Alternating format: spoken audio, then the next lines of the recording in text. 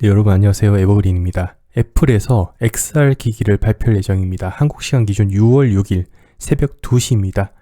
발표 시일까지 그렇게 멀지 않았습니다. 또 공교롭게도 한국이 휴일인 걸 또 어찌 알고 이렇게 시간을 맞춰서 발표하는지 모르겠습니다.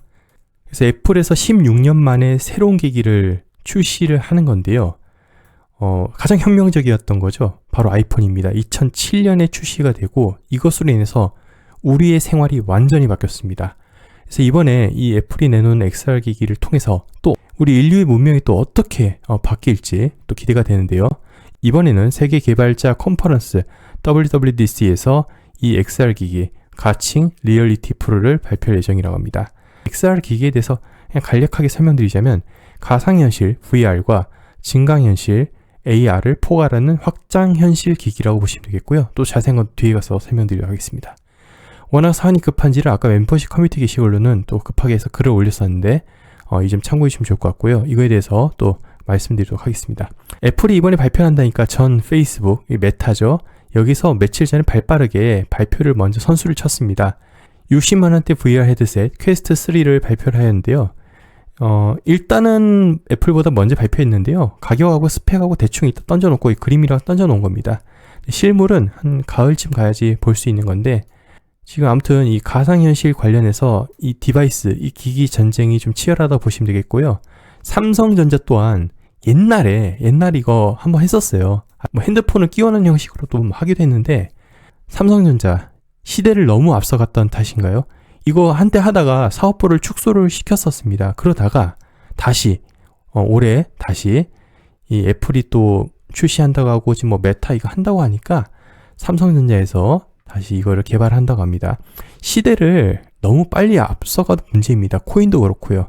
아마 여러분들 지금 다들 힘드실 텐데 이게 뒤처진 게 아니라요. 너무 시대를 저는 앞서 가신 거라고 저는 생각합니다. 그래서 우리 모두 다 너무 선구적이라서 그런 것 같고 뭐든지 적당히 이 대중들 움직일 때 그것보다 조금만 살짝만 빨리 움직이는 것이 이 시간적으로 기다림이 참 덜 지루하지 않나 라는 생각이 듭니다. 근데 너무 빨리 이게 초기에 선점하다 보면은 너무 기다림이 깁니다. 그러다가 또 뭐 이때가 안 올 수도 있고 이러니까 약간 확률적으로 살짝 조금만 앞에서 이렇게 있는 것이 어떨까.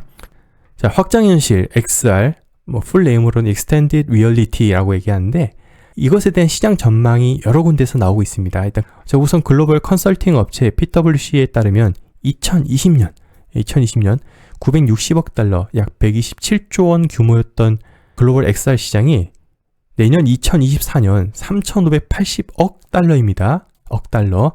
그래서 472조 원이 될 것이고 그리고 2030년에 1조 5,430억 달러가 될 것으로 전망하고 있고 또 맥킨지에서는 이보다 더 높게 잡고 있습니다.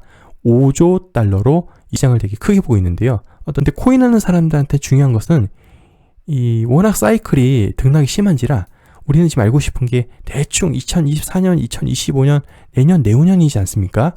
그래서 저는 2030년도 물론 중요하다고 생각하는데 이때가 중요하다고 생각하고 4,760조 원 이 정도에서 조금이나마 코인에게 이 규모가 조금이나마 콩고물이 떨어진다면은 이 메타버스 뭐 관련해 가지고 이 시장이 또 엄청나게 폭발하지 않을까 전망이 되네요. 자, 월가에서도 애플 혼합 현실 헤드셋 26조 원 플랫폼으로 성장할 것으로 전망하고 있고 모건 스탠리 중장기 매출 200억에서 700억 달러 성장 예상하고 있고 또 맥킨지에서는 아까 말씀드렸다시피 2030년 최대 5조 달러까지 성장할 잠재력이 있다. 그리고 아이폰, 아이패드, 애플워치 출시 때처럼 이 애플이 그동안 만들어낸 이 또 혁명 뭐 좀 과장해서 약간 좀 거창하게 얘기한다면 인류의 또 혁명들이 있었고 많은 패러다임을 또 바꿔냈지 않았습니까? 그래서 이번에 이 XR 기기 출시가 제2의 아이폰 혁명이 될 것인지 또 그 다음에 또 뭐 애플카가 나와서 그렇게 될 것인지 자, 이 부분 또 우리가 지켜봐야 될 것 같고요. 일단 우선 이 XR 좀 기대가 좀 큰 부분이 있습니다. 자, 애플에 대해서 많은 관심이 있습니다. 또 비트코인하고 많이 관련 지으려고 하죠. 뭐 비트코인, 코인 이런 데랑요. 그 이유 중에 첫 번째 이유 바로 이 대표 팀 쿡이 비트코인을 보유했다고 고백을 했기 때문이죠. 2021년 11월 9일 기사인데요. 이때 코인을 보유하고 있고 관심이 있다 이렇게 얘기를 했었습니다. 그리고 두 번째 시그널 비트코인 100세 있는데요. 이거 꽤 오랫동안 지난 5년간 비트코인 백서를 맥 OS, 맥 운영체제에 숨겨두었던 것이죠. 그러다가 이제 최근에 너무 이슈가 되다 보니까 이게 이제 없어졌다 이런 얘기가 있는데 2018년부터 최신까지 왜 이런 비트코인 백서를 별도의 저장 공간도 아니고 기본 저장 공간을 잡아먹는 이 파일 용량까지 소비해가면서 왜 기본 OS에 집어넣었을까? 이건 참 미스테리라서 이거 애플에서 지금 뭐 비트코인 시그널을 보내는 것이 아니냐 이런 얘기를 지금 하고 있기도 하고, 예전에 좀 많이 보셨을 텐데 뭐 일론 머스크 비트코인 뭐 이런 책 읽고 있는 모습 많이 봤었고, 막 사람들 저거 테슬라 비트코인 뭐 하려는 거 아니야 이렇게 얘기했었지 않습니까? 그리고 또한 뭐 가끔씩 테슬라 이런데 뭐 비트코인 들어가나 뭐 이런 설들, 그러다 실제 비트코인 결제 들어가고 이러니까 사람들이 우와 했던 것이죠. 또 세 번째 시그널이 무엇이냐, 애플페이에 비트코인 되나? 이런 건데, 최근에 나온 기사, 올해 3월에 나왔던 기사인데, 이 비트페이라는 곳에서 비트코인을 구매할 때 애플페이를 통해서 구매할 수 있도록 장치를 해놓은 것입니다. 그래서 조금 이게 약간 간접적이죠. 그래서 조금 아쉬운 부분이 있는데, 좀 바라는 점이 있다면 애플페이에서 비트코인으로 결제할 수 있는 이런 다이렉트가 돼야지 좀 진정한 호재이지 않을까 예상을 해보는데, 아무튼 좀 간접적이라도 이렇게 좀 연결이 지어져서 사람들은 이전에 주던 테슬라를 통한 비트코인이었다면 사실 이제 좀 새 거가 필요하잖아요. 이미 해먹었던 거 사람들이 그렇게 원하지 않지 않습니까? 새 거가 필요합니다. 새 거. 이전에 안 했고 강력한 녀석이 필요하죠. 그래서 다음에는 이 애플이 이 비트코인을 또 걸쳐가는 것이 아닌가라는 이 코인하는 사람들 또 많은 기대감이 있는 상황입니다.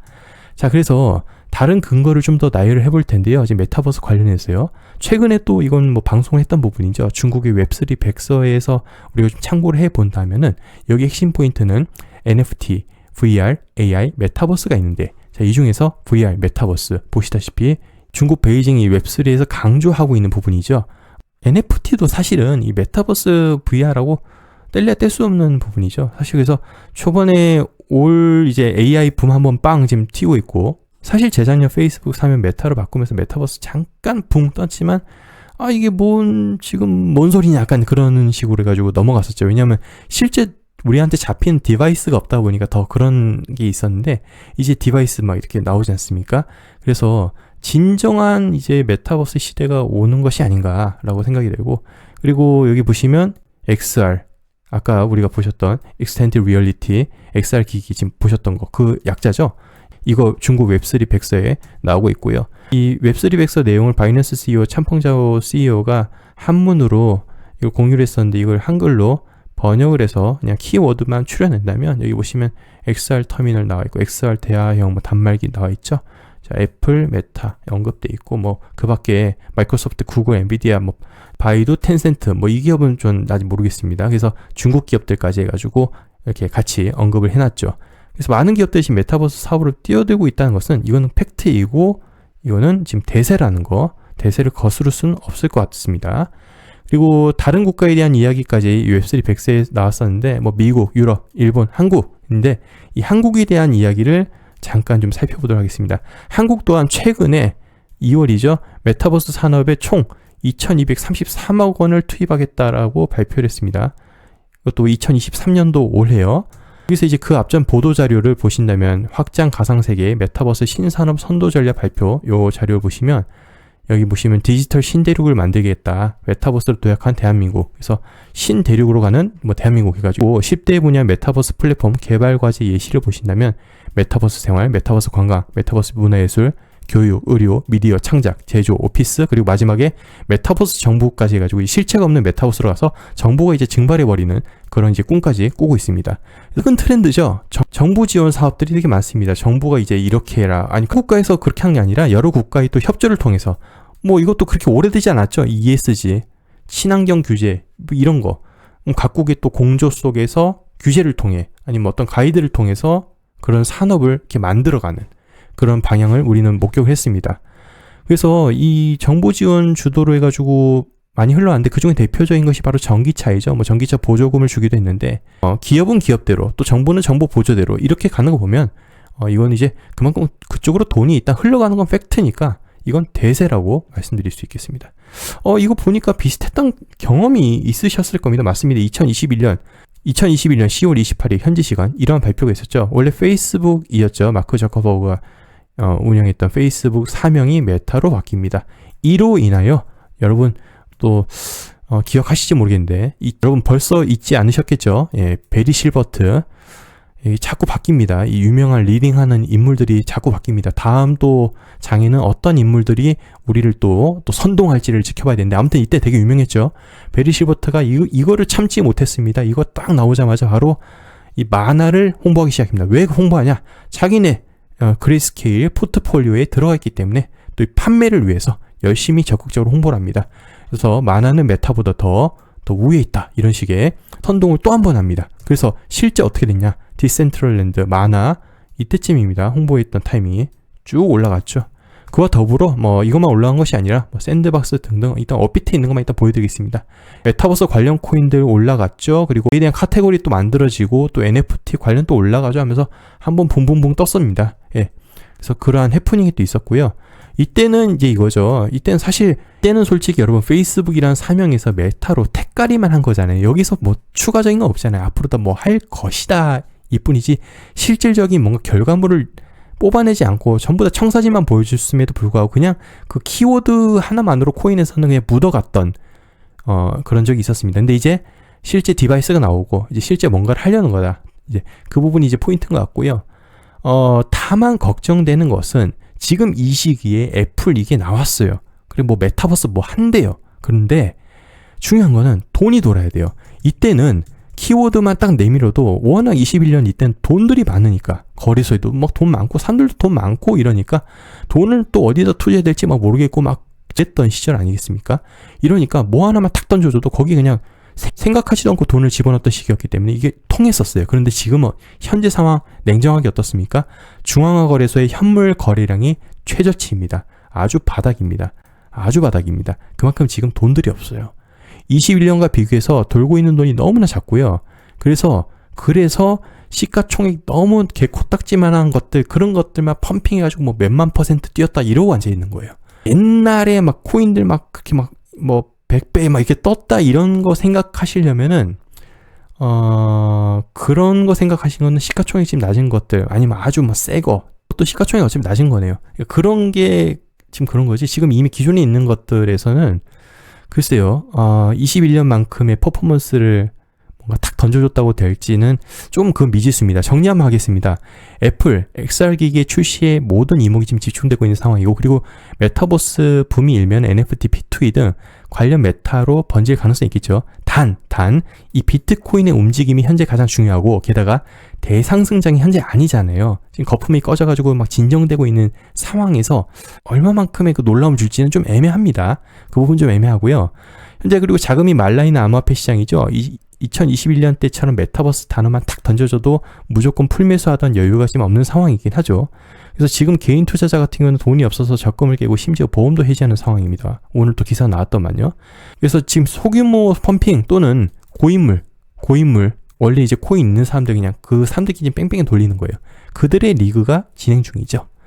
그래서 지금 이 메타버스의 메타가 되겠네요. 그래서 이 단기 수익도 물론 중요하겠지만 메타버스 시장은 지금 보셨다시피 24년, 5년, 2030년까지 전망 보시면 장기적으로 이렇게 우상향하는 그런 전망이 있습니다. 그래서 메타버스 시장, 이 현재도 이제 막 디바이스가 나온 초기 시장이니까 중장기적인 안목으로 보시는 것이 좋지 않을까 개인적인 의견 살짝 드려보면서 오늘 마치도록 하겠고요. 이제 훗날 머지않아 사람들이 지금 핸드폰을 손에 쥐고 다니고 이걸 눈에 못 대잖아요. 근데 조만간 이러고 다닐 것 같아요. 이제 이게 우리 미래의 모습이지 않을까 이렇게 또 생각을 하면서 오늘 영상 여기서 마무리 짓도록 하겠습니다. 여러분 끝까지 시청해주셔서 감사드리고 또 다음 시간에 양질의 정보 찾아뵙도록 하겠습니다. 고맙습니다.